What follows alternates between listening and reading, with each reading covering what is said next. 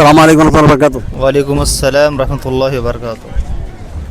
वालेकुम सलाम रहमतुल्लाहि व बरकातुहू। वालेकुम अस्सलाम वरहमतुल्लाहि वबरकातुहू। जनाब क्या मैं आपसे एक इस्लामी सवाल कर सकता हूँ? बेशक इंशाअल्लाह। इंशाल्लाह। जी बेशक कर सकते हैं। आपका नाम? मुजीबुर रहमान। बाबू। मोहम्मद हुसैन।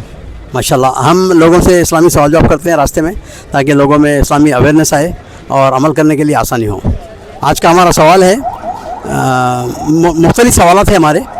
मिसाल के तौर पर एक शख्स है जो अपना मकान, अपना जायदाद वगैरह बेचना चाह रहा है, तो उसके लिए क्या हुक्म है इस्लाम के हिसाब से?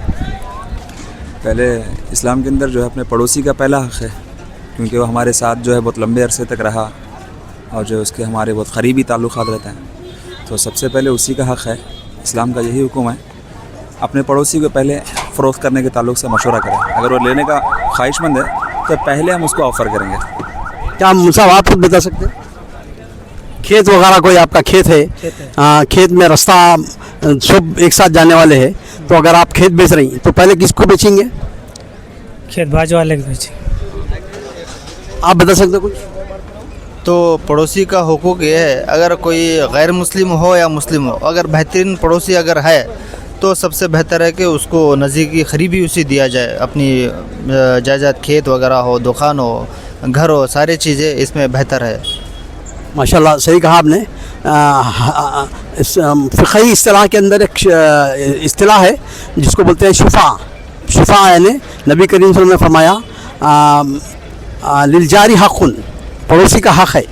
अगर आप अपने पड़ोसी के साथ एक अरसा गुजारे हैं और आपको वो घर बेचना चाह रहे हैं, या जो है ना खेत या जायदाद या बाग वगैरह बेचना चाह रहे हैं, और तो पड़ोसी का पहले हक़ है।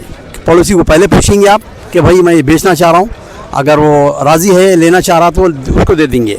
अगर आप बग़ैर उसको मशवरा करें कि अगर बेच दिए, तो वो पड़ोसी का इस्लाम के अंदर ये हक़ है कि वो पड़ोसी क़ाज़ी के पास जाकर जो है ना आपकी बई, आपकी जो तिजारत को जो है ना मनसूख करा के, जितने पैसे में आप बेचे हैं उतना पैसे दे के जो है ना वो ख़ुद ले सकता है, क्योंकि उसका हक़ है वो। तो दूसरा हमारा सवाल ये है कि क़र्ज़ और सदक़े में क्या फ़र्क है, बता सकते हैं कुछ?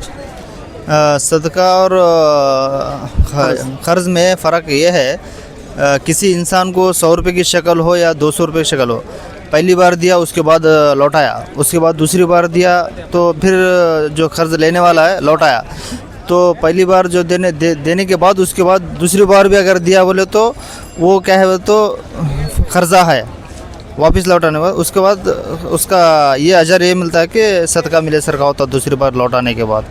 आप बता सकते हैं कुछ? जी बिल्कुल, क़र्ज़ वापस लौटाया जाएगा और सदक़ा वापस नहीं लौटाया जाएगा।